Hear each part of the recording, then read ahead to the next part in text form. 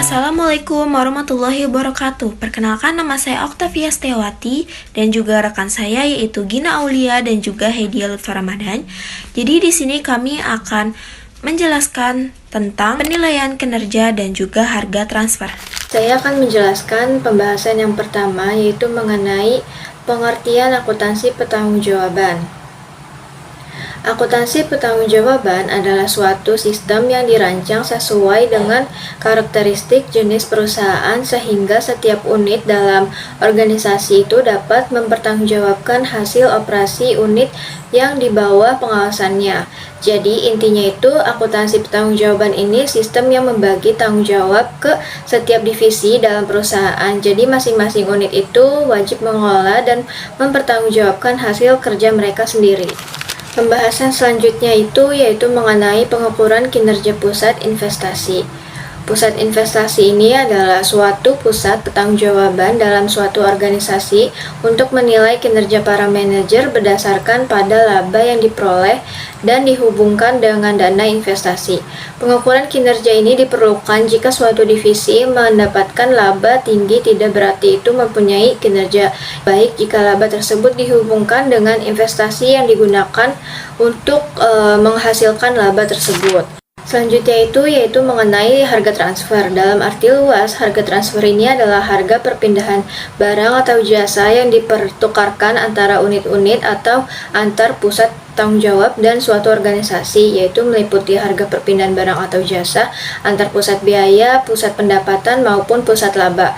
Nah, dalam arti sempit, harga transfer ini adalah harga perpindahan barang atau jasa antara dua pusat laba atau lebih. Selanjutnya itu mengenai tujuan penentuan harga transfer. Yang pertama itu ada memberikan informasi yang relevan kepada masing-masing unit usaha. Ini adalah untuk menentukan imbal balik yang optimum antara biaya dan pendapatan perusahaan. Kemudian yang kedua, menghasilkan keputusan yang selaras dengan cita-cita. Maksudnya ini adalah sistem harus dirancang sedemikian rupa sehingga keputusan yang meningkatkan laba unit usaha juga meningkatkan laba perusahaan. Yang ketiga itu membantu pengukuran kinerja ekonomi dalam unit usaha individual. Yang keempat, sistem tersebut harus mudah dimengerti dan dikelola, yang artinya sistem harga transfer ini harus dibuat secara sederhana dan jelas supaya manajer bisa memahaminya tanpa bingung. Kemudian yang selanjutnya itu ada metode penentuan harga transfer. Yang pertama itu ada metode harga pasar. Metode harga pasar ini adalah harga transfer barang atau jasa antar pusat biaya yang disesuaikan berdasarkan harga pasarnya yang dikurangi biaya yang dapat dihindari atau ditekan produk transfer dari pusat laba tertentu ke pusat laba lainnya. Yang kedua ada metode biaya ditambah laba. Metode ini menentukan harga transfer dengan cara menghitung seluruh biaya produksi lalu menambahkan margin laba yang sudah disepakati. Metode ini dipakai jika terdapat kondisi-kondisi misalnya kayak di pasar itu tidak tersedia harga pasar produk yang ditransfer, kemudian di pasar terdapat beberapa harga pasar produk yang ditransfer, dan yang terakhir itu produk yang ditransfer sifatnya khusus atau rahasia. Kemudian ada metode negosiasi. Harga transfer negosiasi ini berdasarkan tawar-menawar atau kesepakatan antara divisi penjual dengan pembeli. Kemudian yang terakhir ada metode arbitrase. Metode ini digunakan kalau misalnya divisi penjual dan divisi pembeli itu tidak bisa mencapai kesepakatan harga setelah melakukan negosiasi. Oke, baik, materi selanjutnya ini ada desentralisasi dan pusat pertanggungjawaban.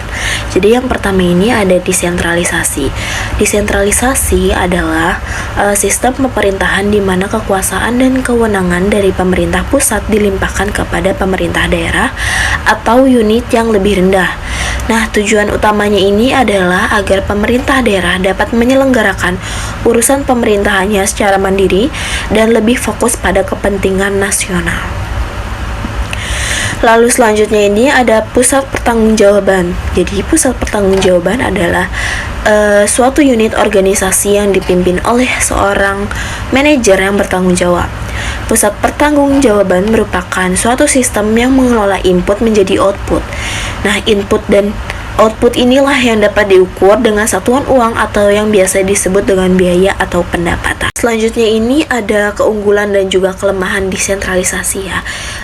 Untuk keunggulannya ini, yang pertama ada memberikan pengalaman bagi manajemen lebih bawah dalam pembuatan keputusan. Lalu yang kedua, manajer lebih bawah memiliki informasi yang lebih rinci, terutama terkait informasi lokal. Lalu yang ketiga, mendorong manajer tingkat bawah untuk menunjukkan kerja terbaik mereka. Lalu berikutnya ini ada kelemahan dari desentralisasi ya teman-teman. Yang pertama ini memungkinkan manajer membuat keputusan tanpa sepenuhnya memahami gambaran keseluruhan. Lalu yang kedua, kurang koordinasi bagi manajer yang memiliki otonomi. Dan yang terakhir ini, manajer tingkat bawah dimungkinkan mempunyai tujuan yang berbeda dengan tujuan perusahaan secara keseluruhan. Oke, selanjutnya ini ada perhitungan imbal hasil atas investasi atau ROI. Jadi return on investment atau ROI adalah persentase kenaikan atau penurunan investasi selama periode tertentu. Nah, ROI ini merupakan rasio uang yang diperoleh atau sejumlah uang yang diinvestasikan pada kegiatan operasi. Nah, berikut adalah contoh rumus ROI ya. Jadi, ROI sama dengan harga jual dikurangi investasi, lalu dibagi dengan investasi dan dikalikan dengan 100%. Nah, bila hasilnya positif, maka ada profit dari investasi yang dilakukan. Nah, sedangkan bila hasilnya negatif, maka ada pertanda bahwa investasi tersebut ini akan mengalami kehilangan profitnya dari investasi tersebut.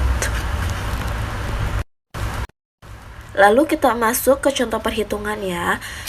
Untuk contoh yang pertama ini, perusahaan X melakukan investasi senilai 20 juta di perusahaan Y di tahun 2012. Lalu menjual investasi tersebut di tahun 2015 dengan nilai 25 juta rupiah. Lalu berapakah nilai ROI-nya?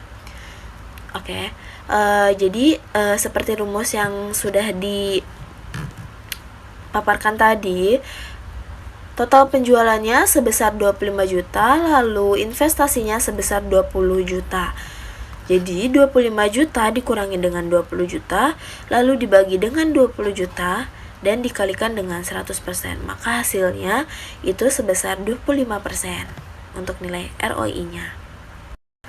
Lalu ini untuk contoh yang kedua, di tahun 2013 perusahaan P juga melakukan investasi dengan nilai yang sama dengan perusahaan Q. Nah, investasi tersebut kemudian dijual dengan nilai 25 juta di tahun 2018. Nah, berapa nilai ROI-nya? Sama seperti contoh soal yang pertama ya, itu penjualannya sebesar 25 juta, lalu investasinya sebesar 20 juta. Jadi penjualan sebesar 25 juta dikurangi dengan 20 juta, lalu dibagi dengan 20 juta dan dikalikan dengan 100%. Maka hasilnya itu 25 juta. Sama seperti perusahaan X tadi. Lalu untuk contoh yang ketiga ini, yaitu investasi senilai 10 juta rupiah mendapat penjualan senilai 15 juta rupiah. Nah, berapa nilai ROI-nya? Maka secara sederhana perhitungan ROI-nya yaitu sebagai berikut. Sama seperti contoh sebelum-sebelumnya rumusnya ya, yaitu penjualan dikurangi dengan investasi dibagi dengan investasi lalu dikalikan dengan 100%. Maka di sini 15 juta dikurangi dengan 10 juta rupiah lalu dibagi dengan 10 juta rupiah dan dikalikan dengan 100%. Maka hasilnya 50%. Nah, untuk menghitung nilai keuntungannya sendiri yaitu 10 juta dikalikan dengan 50%, maka nilai keuntungannya senilai 5 juta rupiah. Baik, izinkan saya untuk melanjutkan penjelasan terkait slide selanjutnya. Nah, di slide ini saya akan membahas dua konsep dalam penilaian kinerja pusat investasi, yaitu laba residu dan nilai tambah ekonomi atau economic value added. Kedua konsep ini digunakan untuk menilai apakah suatu unit perusahaan benar-benar mampu menghasilkan keuntungan yang melebihi biaya modal yang digunakan. Lanjut, saya akan menjelaskan yang pertama yaitu terkait laba residu. Laba residu merupakan pendapatan operasional yang diperoleh pusat investasi setelah dikurangi pengembalian minimum yang disyaratkan atas aset yang digunakan.